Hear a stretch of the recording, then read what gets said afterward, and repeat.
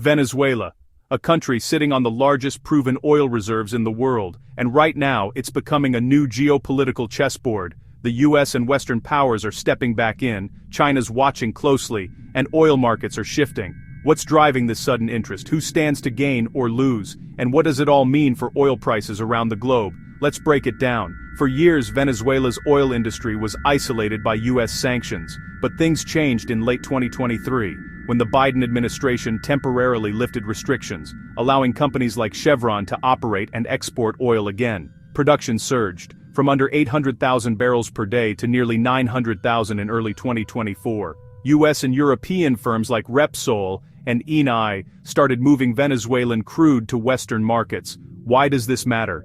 Because Venezuela's oil is heavy and sulfur-rich, exactly the kind US Gulf Coast and European refineries are built to handle. For the US, it's about more than just barrels. Venezuelan oil helps reduce dependence on costlier Canadian or Middle Eastern imports. It lowers input costs for refiners and, potentially, prices at the pump. There's also a strategic layer.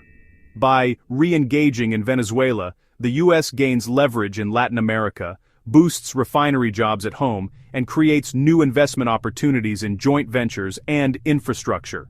Access to Venezuela's reserves means influence, both economically and diplomatically. China, meanwhile, has been Venezuela's main oil customer for years. Buying heavily discounted crude, Chinese refiners had a reliable and cheap supply. But US re-entry threatens that setup.